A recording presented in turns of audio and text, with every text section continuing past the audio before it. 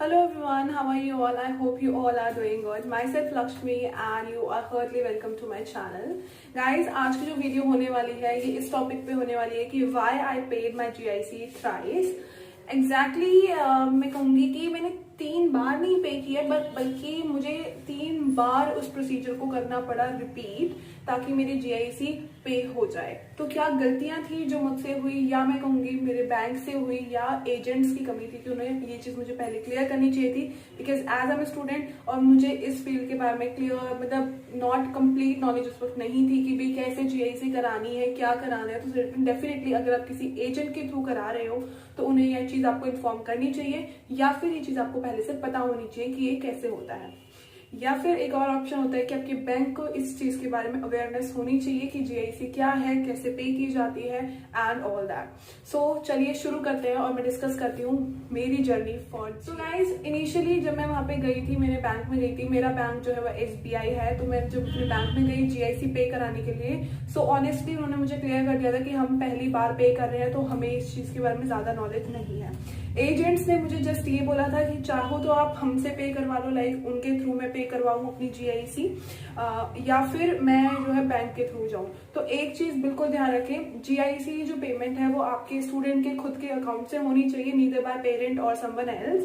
तो अगर मैंने उनसे भी ये क्वेश्चन पूछा भी आप कैसे करने वाले हो, तो दे सेड कि भाई हम आपका जो नेम जो है अकाउंट नेम है वो मेरा कर देंगे, और वो उस तरह से कोई पेमेंट करने वाले थे। मीन्स उन्होंने पूरा डिस्क्लोज नहीं करा। Definitely they are the business, तो अपने बिजनेस को तो डिस्क्लोज करेंगे नहीं क्यों कैसे काम करते हैं, but in short they give me 2 opportunities कि मैं खुद कराऊं या फिर मैं एजेंट्स के थ्रू कराऊं। सो डेफिनेटली GIC काफी बड़ी अमाउंट है, 10,200 कैनेडियन डॉलर्स है। सो इसको मैं रिस्क में नहीं डालना चाहती थी, so I go with my bank only. तो जब मैं अपने बैंक में पहुंची, वहां जाने के बाद मुझे पता चला कि वो फर्स्ट टाइम पेमेंट कर रहे हैं। आई मीन GIC बारे में उन्हें नॉलेज नहीं थी, तो then I came to know. फिर मैंने उन्हें बताया कि GIC क्या है, कैसे पे करनी है एंड ऑल दैट। अपने एजेंट से पूछ के भी मैं कैसे करूं। फिर बहुत सारी चीजों में क्वेश्चंस आए कि स्विफ्ट कोड क्या है बैंक का, कहाँ। द कंडीशन इज कि क्या चीजें हमें ध्यान में रखनी चाहिए जब हम GIC पे कर रहे होते हैं। तो जो वेरी फर्स्ट थिंग जो आपको पता होनी चाहिए, आपको अवेयरनेस होनी चाहिए इसके बारे में, make sure your data is exactly similar to the bank से बिल्कुल मैच करना चाहिए। व्हाट आई मीन इज जो जहां मेरी एरर आई, लाइक जब मैंने सबसे पहले पेमेंट कराई थी GIC की 10,200 कैनेडियन डॉलर जब मैंने पे कराए थे, तो मेरी कैंसिल हो गई थी पेमेंट। वो बैंक वालों ने मुझे उसके बारे में इन्फॉर्म नहीं करा। मैंने 1 वीक वेट किया, उनसे दोबारा कॉन्टैक्ट किया, एजेंट से कॉन्टैक्ट कर रही हूँ, they are saying nothing is happening, मतलब कुछ भी अपडेट नहीं है, नो अपडेट्स। मैंने बैंक को कॉन्टैक्ट किया, दे सेड कि आपकी पेमेंट हुई ही नहीं है। सो मीन्स उनके पास इवनिंग तक मैसेज आ जाता है कि पेमेंट हुई है नहीं हुई है, but they told me they haven't told me anything, मतलब कुछ भी नहीं बताया उन्होंने मुझे। तो मैंने उनसे बात की भी क्यों नहीं हुई है पेमेंट, पता लगाओ। तो उन्होंने अपने जो उनका जो हेडक्वार्टर है जहां भी यहाँ से पेमेंट ट्रांसफर हुई थी, उनसे कांटेक्ट किया। देन दे टोल्ड देम कि भाई आपकी जो डिटेल्स है वो मैच नहीं हो रही। तो इस चीज का बहुत ध्यान रखें कि आपकी जो पासपोर्ट डिटेल्स है वो एग्जैक्टली सिमिलर होनी चाहिए आपकी बैंक में जो आपकी डिटेल्स है उससे, यानी कि बैंक में जो एड्रेस है वो पासपोर्ट के एड्रेस से बिल्कुल मैच होना चाहिए। अदर चीजें हैं वो भी मैच होनी चाहिए, बिल्कुल सेम टू सेम होनी चाहिए। मतलब अगर दिल्ली जो है वो 2 टाइम्स लिखा हुआ है तो वहां पे 2 टाइम्स ही होना चाहिए, इस तरह से बिल्कुल सेम टू सेम है। वो एड्रेस में थोड़ी सी एडिटिंग करवा सकते हो in your bank account, so it's easy to do, ये आप करा लेना।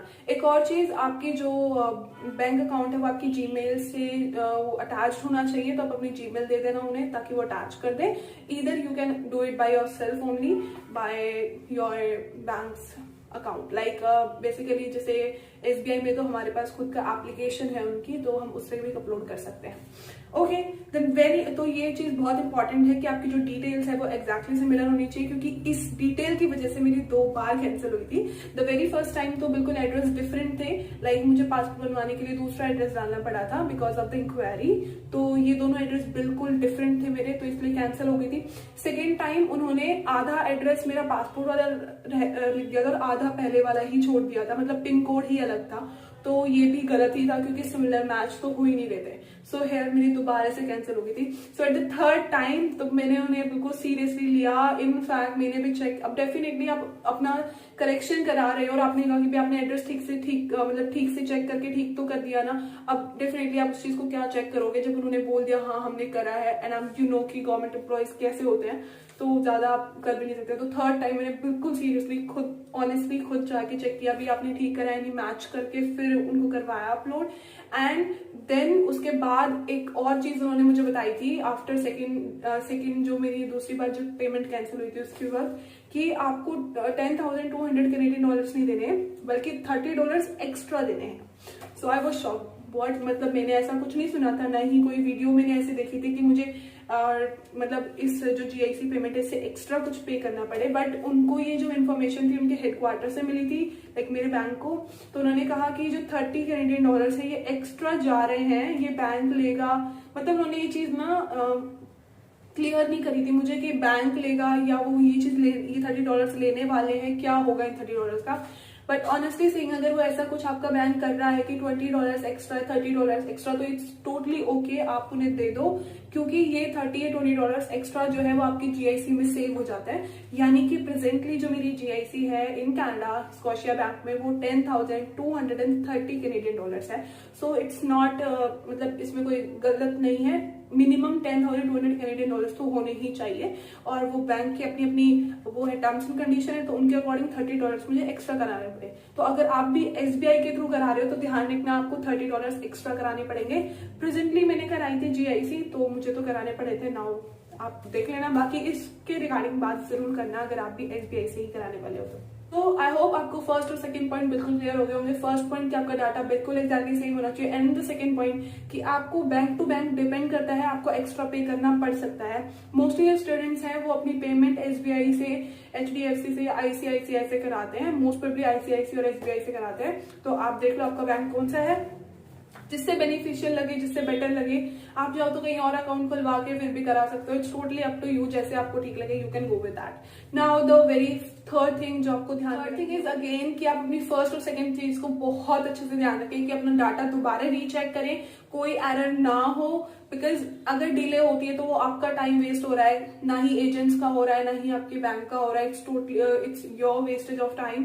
तो ध्यान रखो कि अपना टाइम वेस्ट ना कराओ, फोकस करो, अपनी चीजों को टाइम से कराओ ताकि आप जल्दी जा पाओ, जल्दी GIC आए। अगर मैं बात करूं GIC के टाइम की कि कितने टाइम में अपडेट मिल जाती है, सो मैंने जो अपनी GIC है वो 6 जनवरी 2021 में कराई थी। सो एंड आफ्टर दैट मुझे 1 वीक के अंदर लाइक 11 जनवरी को मेरी टेलीग्राफिक ट्रांसफर रिसिप्ट आ गई थी, यानी कि वो रिसिप्ट जिससे ये पता चल जाता है कि आपकी जो पेमेंट है वो स्कॉशिया बैंक में हो गई है। ये वाली रिसिप्ट, ये रिसिप्ट आपको बैंक ही देगा अगर आपने बैंक से कराई है। ये चीज आपको मांगनी पड़ती है बैंक से, ये चीज आपको कुछ टाइम बाद मिल जाती है। तो टेलीग्राफी ट्रांसफर रिसिप्ट यानी कि TT जो है वो आपके पास होना चाहिए, इससे आपको क्लियर मिल जाएगा कि आपकी GIC हो गई है। केवल आपके पास अगर TT है तो आप TT के थ्रू भी अपनी जो फाइल है वो आगे फाइल करा सकते हो, क्योंकि इससे ये श्योरिटी मिल जाती है कि हाँ भी आपकी जो स्कॉशिया बैंक में है वो पैसे आ गए हैं। जब तक आपके पास रिसिप्ट नहीं आई है तब तक आप TT से काम चला सकते हो, तो इसमें कोई प्रॉब्लम नहीं है। आप अपनी फाइल लॉन्च करा सकते हो और आगे बढ़ सकते हो। जैसे ही आपके पास प्रॉपर रिसिप्ट आ जाए वो भी लगा सकते हो। सो TT इज ऑल्सो इम्पोर्टेंट, वो आपके पास होना चाहिए इन शॉर्ट। सो मेरा जो TT था एज आई हैव टोल्ड कि मुझे वो 5 डेज के अंदर मिल गया था। इन 5 वर्किंग डेज ध्यान रखें, बाकी 5 to 7 उनका मेजर होता है कि इतने दिन में आपको मोस्टली मिल जाता है। आई होप ये वीडियो आपके लिए हेल्पफुल रही होगी, और अगर सच में बहुत हेल्पफुल रही है तो please do like and share this video with others as well so that they can also get info of that, and thank you so much, thanks a lot, bye bye, take care.